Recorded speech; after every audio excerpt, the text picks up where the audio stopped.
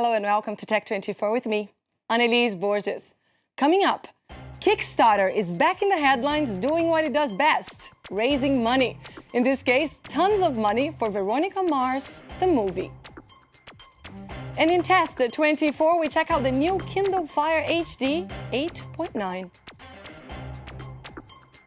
But before we get to these stories, a Pew Research Center study revealed US teenagers are now, more than ever, inseparable from their smartphones. Take a look at the figure of the week. Computers are obsolete, tablets outdated. Teenagers now prefer their mobile phones. In the US, 25% of teens surf the internet mainly with their cell phones, compared to 15% of adults. Out of all young Americans who own a smartphone, more than half of them favor a web connection via their phone. American teens, however, do not lack means of communication. More than 9 out of 10 have a computer, and nearly 1 in 4 has a tablet at home. But none of these devices are as personal and portable as a smartphone. It seems that ever since Warner Brothers' television series Veronica Mars went off the air in 2007, there's been talk of making a movie about it. That was up until last week, when creator Rob Thomas had this idea. I say we have the fans fund the movie. We could offer all sorts of cool rewards to people who donate, things like signed movie posters or tickets to the premiere or even an associate producer credit. I mean, imagine the possibilities. So check out the cool as hell list of rewards and donate now. In addition to making the Veronica Mars movie happen, you will also be part of the largest Kickstarter project of all time in the entire universe. See you at the premiere party.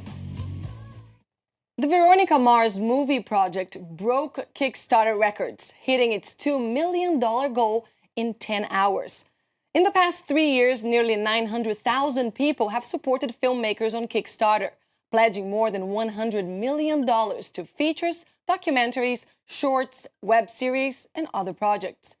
In 2012, 3 Kickstarter-funded movies ranked among the best reviewed films of the year.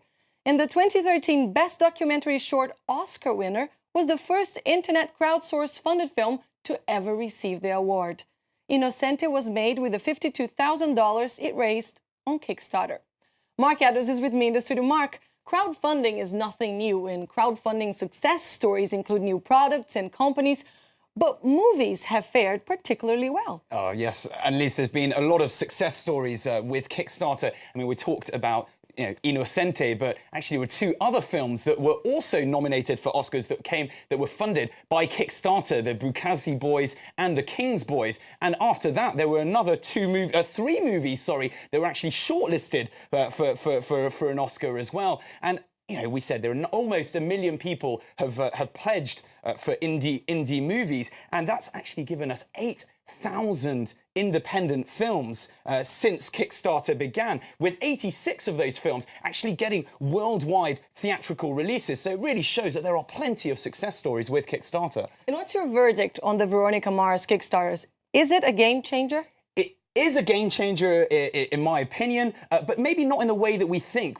It's $2 million, which is actually peanuts for a big film studio. Yeah, we're talking about $30 million for some Warner Brothers productions, exactly. And, 2 million, not a huge amount. But what it shows is it gauges the fans' interest. So what it's actually going to change is big studios can use Kickstarter to see whether will there be people who actually want to have this film made and want to go and watch the film. And also it's a way of interacting with the fans. In this particular case, Veronica Mars, the guys working with Kickstarter, giving away prizes such as the top funding, $10,000, snapped up straight away, gets a chance to have a speaking role in the movie. And then there's signed posters, scripts that they send out if people give between $10 and $100. So yeah, it's a fantastic way of going about, and I do think it will be a game changer for big studios. And we understand the interest of users and entrepreneurs, but what about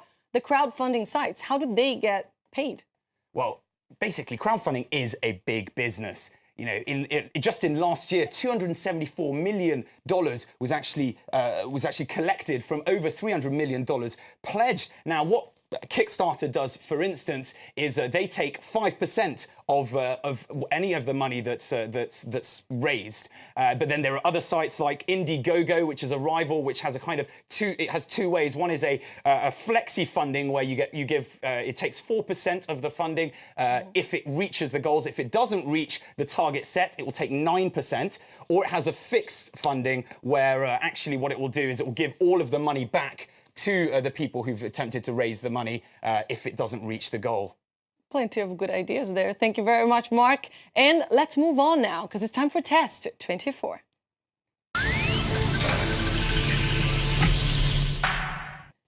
An 8.9-inch high-definition screen.